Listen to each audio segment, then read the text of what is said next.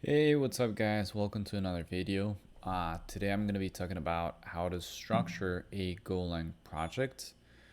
Now, obviously this is very biased and opinionated. I found that a lot of Golang projects have their own um, particular structure. And I feel that in general there's not a bad way to structure projects, but this is going to be my opinion on how at least monolithic backend projects should be structured. So let's go ahead and let's see the layout. So what I normally do, and let's do a little bit of zoom here so you guys can see, especially since I'm not going to be showing the code, at least you guys can see the layout. So disregard, actually, you know what? Let's do the following so we can only have that displaying. There you go. So that should be better. So this is the following way of how I like to structure my Golang projects, specifically monolithic backend projects. So here I have the command, and I'm just gonna tell you a little bit of why there's a standard of putting a command and then server. There's also a you tend to see folders here where you see web. There's also folders where you tend to see CLI. You have the CLI folder, as I was saying, and essentially this command is where you run the command to build a binary of either of these folders. So you have a binary for the CLI, you have a binary for the server, or a binary for the web. So hence why you have like the command and then the different type of applications that you have here. But I'm gonna delete this. So here I have my main.go where I have, Swagger, DB connection. I register my routes here, and I'll go in depth on how to set this up. Recently added a little bit of graceful shutdown. My migration setup. But anyway, this is my main.go. And I try not to add a lot of lines into this. Try to keep it very concise. So 150 lines is not that bad. My db.go. And this is very dependent on what type of database you are using. I'm currently using Postgres, so I'm creating a pool of connections. Max open connections, idle connections, max lifetime connection, and I have the check DB just to make sure that there's a successful connection. I have here my initiation and check of my migrations. So this is very reliant on Goose. Goose is the library where it helps you to manage migrations, which you can do manually with the Goose CLI that they provide when you download it on their GitHub page, or you can do it via their GitHub library and you just do it programmatically, as I have here. And I did a video on this, so in case you're interested, go check out that video. Documentation. So this auto-generated through the Swagger CLI. So I'm using the Swag. I'm not gonna go in detail on how this is done, but if you're interested, just Google Go Swag. But anyway, in case you're wondering what these docs are for, there's just a way for Swagger to generate the docs, the documentation, and in addition you have to write some annotations on the routers, which I'll show you in a bit. So I have middlewares. So I have an auth middleware, I have a rate limiter middleware, and I like to have it here at root level. That way it's just easy to access. Potentially you could have this middlewares being used over the web or over the CLI applications too. But in this case, I'm not. And yeah, I would have to. Yeah, I don't know how I would use it on web actually, because this is very specific for the backend. But the idea overall is that you can reuse these if it makes sense to reuse them. The migrations here I have my SQL files. For every change, there's a new .sql file. Now here I have the services, and this is not.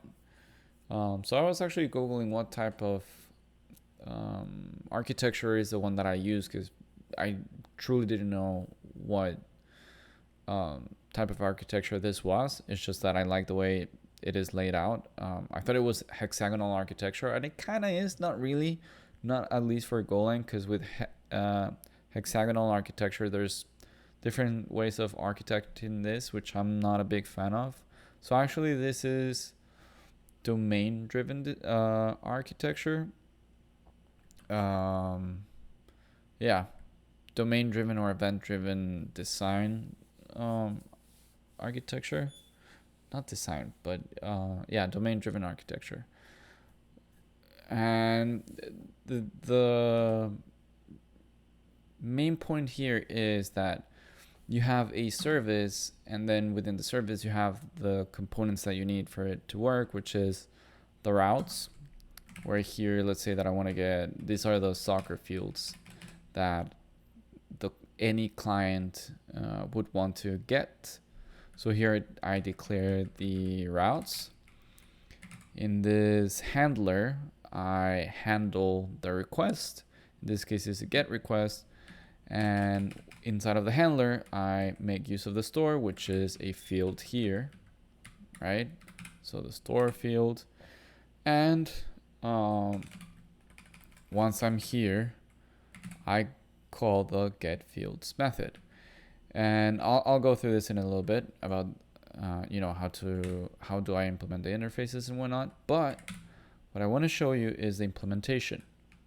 So what you're seeing right now is this file here, store.go. So the field /store.go, right? Because that's the path.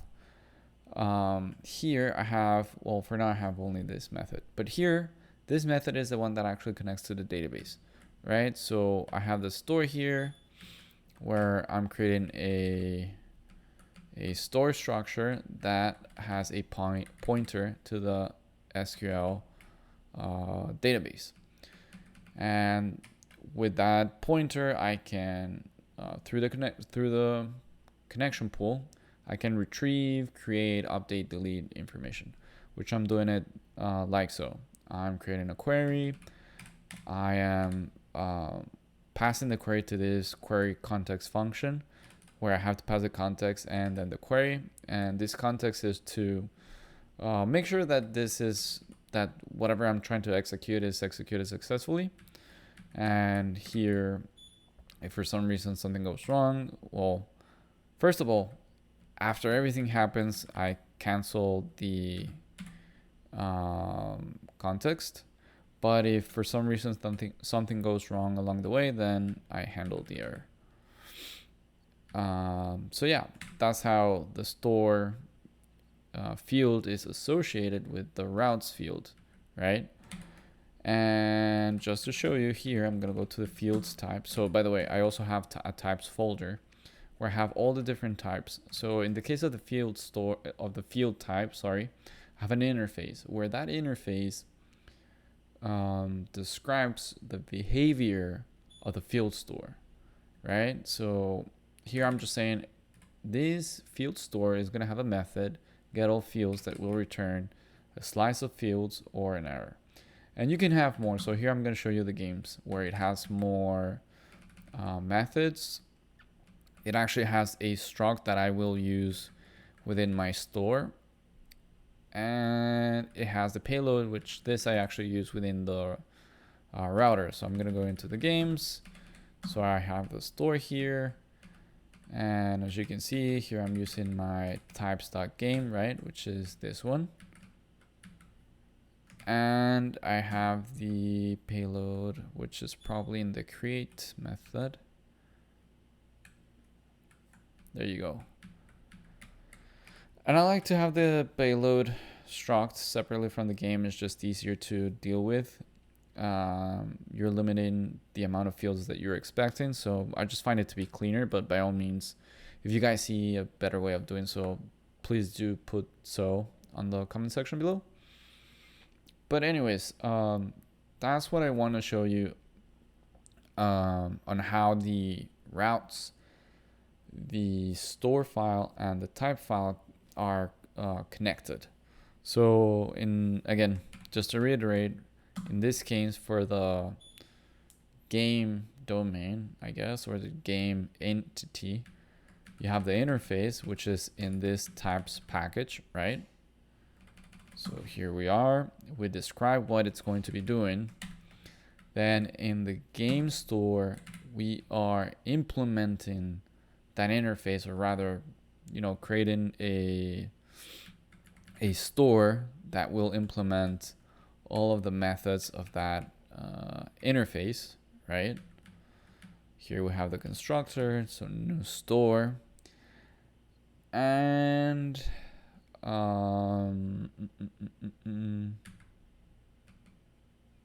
trying to think if I'm missing something.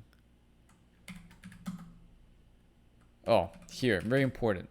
So this is how it gets related. So here I'm creating a store which is not, here there's truly no connection to the interface. The connection comes from the route, meaning the type is of type game store. So the interface that we see, I'm actually gonna open it side by side. This is where we have the connection, because we have a store, right? Which is this store, right? That's the actual store, but the type is of this type, meaning we're expecting that game store to have, or whatever we pass, or whatever we create here. Sorry, not here. Whatever we create here, right? We're telling our handler that we're creating in the games that is going to be of type game store. I know it is a little bit confusing, but this helps a lot with testing, because whenever you test, you can create a game store that implements the same methods, but it's using mock methods. So that's why I go through these setup. And just to show you how I set this up on the main.go. So here I have my game store, right? You can call this whatever, but then from the games package, right, or module, whatever you want to call it, I call the new store constructor function. I pass the actual pointer to the database, right? So now I have my store where I'm actually storing my games.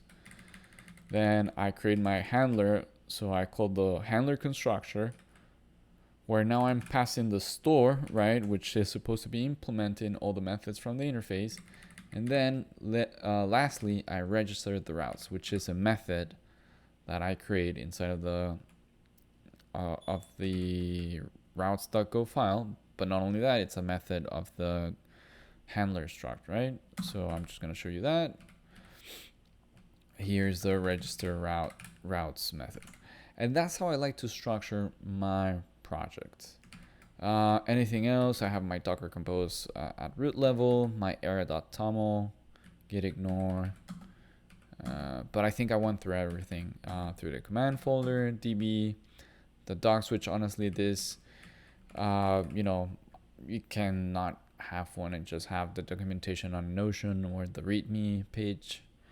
The helpers. So I didn't go through the helpers. So this is just like a write JSON method. So you don't have to like do marshal indent or unmarshal, whatnot. So yeah, these are just helper functions. And a logger, which I'm using SAP. Also do mention I've seen LogROS for logging libraries. I've also seen SAP, which is an Uber library, and doing my research, it seems that Uber SAP library is really good. But definitely drop down on the comment section below which logger library you prefer.